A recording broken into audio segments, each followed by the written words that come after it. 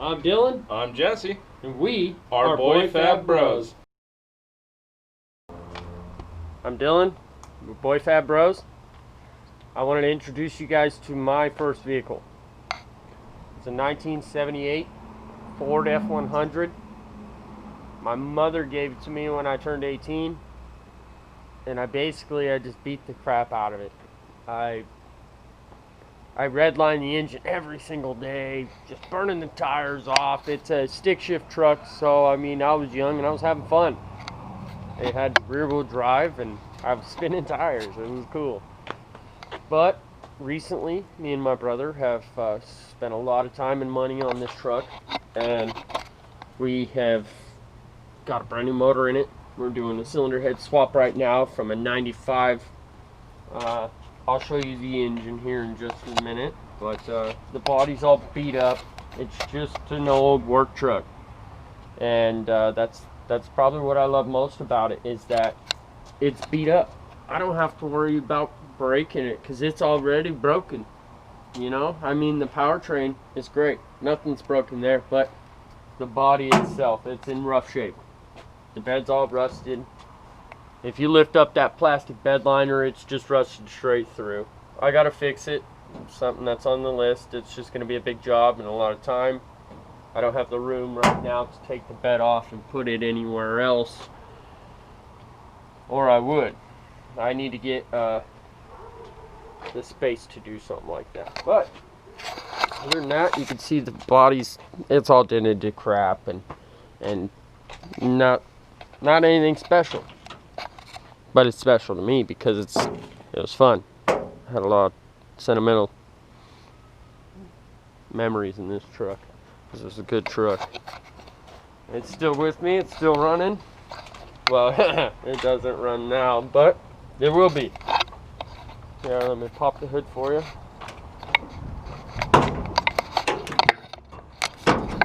There we are. This is a 300 cubic inch inline 6-cylinder. It's a 4.9 liter. It does not have a cross flow head. It's a non-cross flow head. It means intake and exhaust are on the same exact side. It makes stuff a little more difficult with piping and stuff. You don't have as much room as a regular engine because your intake would be on this side, but that's alright, we worked with it. Like I was saying, this cylinder head here is off of a 93 or 95 F-150, I can't exactly remember the year. But it has a heart-shaped combustion chamber, which is going to raise our combustion just a little bit. The compression ratio is going to raise. We have dual valve springs to put in this cylinder head, roller rockers. It's going to be a fun little setup. We have pictures of the engine build with the other cylinder head that I replaced. I actually poured it a little too far into one of the heads, or into one of the runners, and I poured it into one of the water jackets in the head. I was blowing water through the turbo, and so we had to take that cylinder head off. I broke it. I could show you pictures of that later on in the video if you keep watching. But it is a turbo truck. We have all the intercooler piping here. It's all taken apart right now. We haven't got the head swap done yet, but you can see the front mount intercooler on it. It's all dented up, if you believe it or not. This corner of the truck right here was wrecked. I wrecked it with some lady that didn't know what she was doing. I ended up totaling a 2008 Toyota Camry. Yeah, totaled. My truck just barely dented.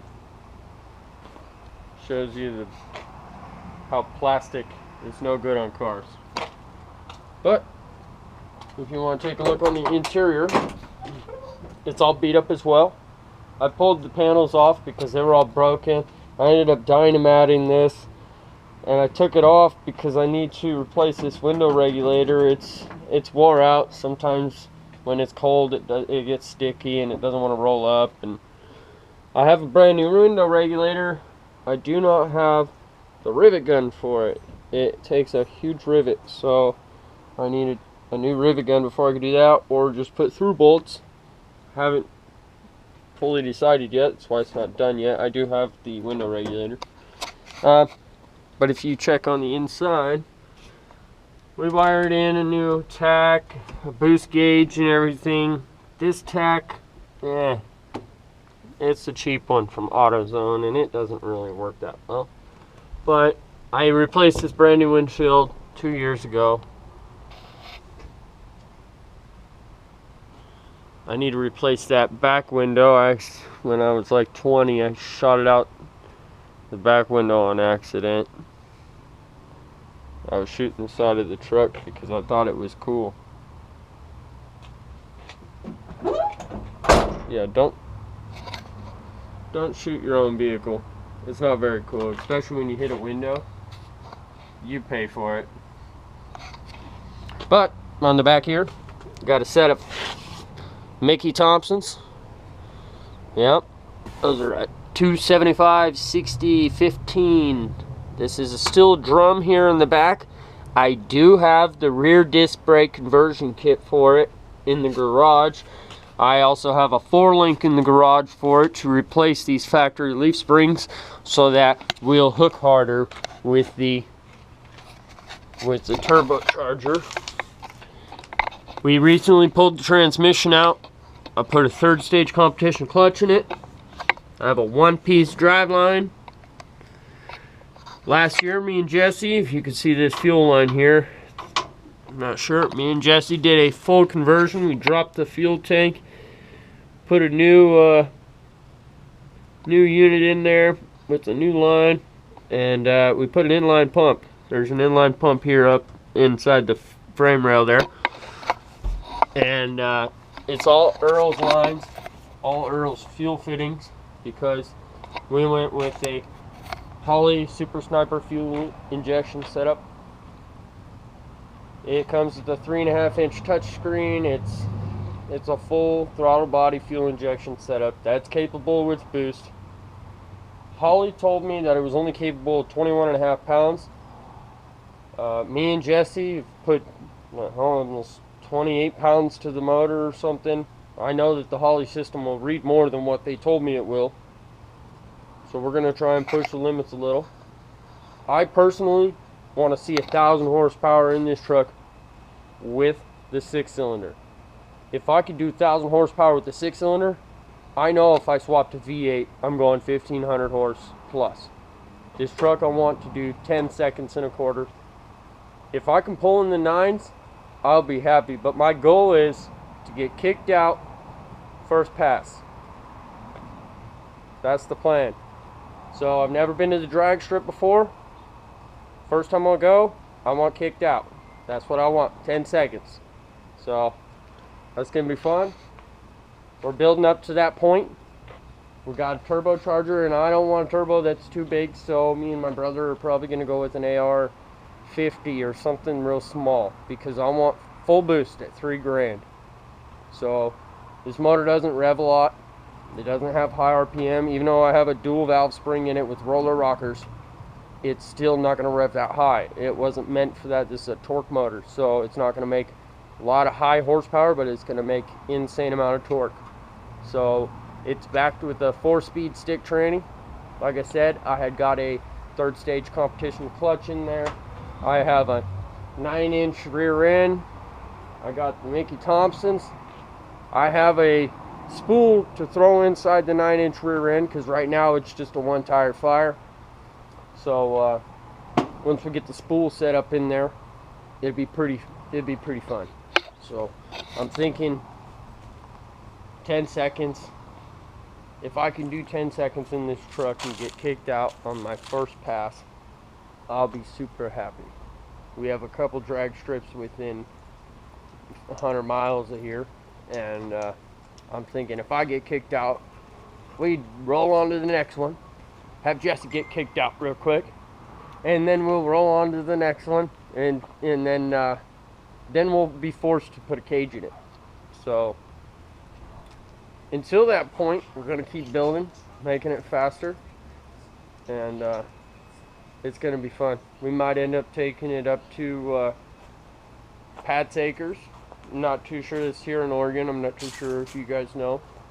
but it's gonna be fun. It's gonna be real fun. So this is just another one of the builds. We're about halfway through. I've been building this truck for a while now. This last January I spent quite a bit of money, and I got the whole roller rocker set up and the dual valve springs and the Holley, and I got it all. It's gonna be fun.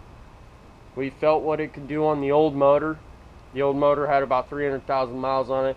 We put about atmospheric pressure to the engine, and it held just fine. It ended up stalling out on Jesse one day on his way to work. The oil pump ended up blowing. We didn't find that out until about a week later, but that was the case. It ended up blowing the oil pump. We got it towed home. He rolled it off the tow truck and it fired up. Started right up, and I was curious, what the heck's wrong? Well, I tore the motor apart. I pulled the bottom end, the oil pump out, and I put a drill to the oil pump, and it wasn't doing nothing. So we determined that was the problem, and so we still got that motor in there. It didn't throw a rod. It didn't do anything catastrophic, so it's still a rebuildable block. I'm going to use that for the next engine if I blow this one. Hopefully this one doesn't blow. I gapped the rings on it. It should be pretty good. So I mean, it's definitely going to be pushing the limits of what this engine can take, but I want to see what it can do.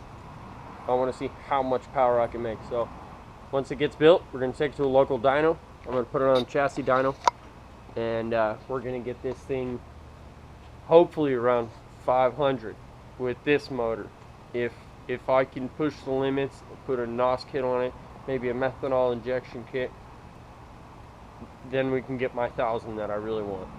So, but this truck with 500 horsepower is going to feel insane. I mean, for the past 10 years, I've been running with a stock engine with just a Holley 2-barrel on it, and I mean, it'll smoke tires whenever I want. But whoever had the truck before me disconnected the rear brakes from the proportioning valve, so I've never had rear brakes, and I could just sit on the brake, sit on the gas, and just let the tires go. I mean, it was fun. That's probably the best part about the truck, is that I could just light the tires whenever I wanted. I could just hit the brakes, hold the front end solid, and just rip the rear, and people would love it because I'm smoking the tires in this truck, you know. So we're gonna have more fun like that. We just got the rear brake conversion not too long ago. It's quite a process. We got to pull the whole rear end apart. We got to cut all the shackles off the rear end and everything from the old suspension, because we're going 4-link when we do the disc brake conversion as well. So it's going to be a process. When I do that, I'm also going to box part of the frame, probably about 1.5 feet behind the rear end, and then 1.5 feet in front of the rear end, so that that part of the rear end is strong. It can take that rigidness from the 4-link, from me doing all that extra work. That way it doesn't break, and we're sitting here with a bent frame and everything else, and we're having to redo all that other work. So we were trying to do a little bit of thinking on this build, so that we're not stuck always rebuilding the same project. The same project's always being rebuilt. So if I blow the motor, I have another one. If I blow that one, we're going V8. Most likely I'll go 351. It's a Windsor engine. I can't afford a Coyote. I wish I could. If I could get my hands on a wrecked 2015 GT500, or even just a regular Mustang GT, as long as it's a Coyote. So I mean, I even thought about going Ecotech or EcoBoost.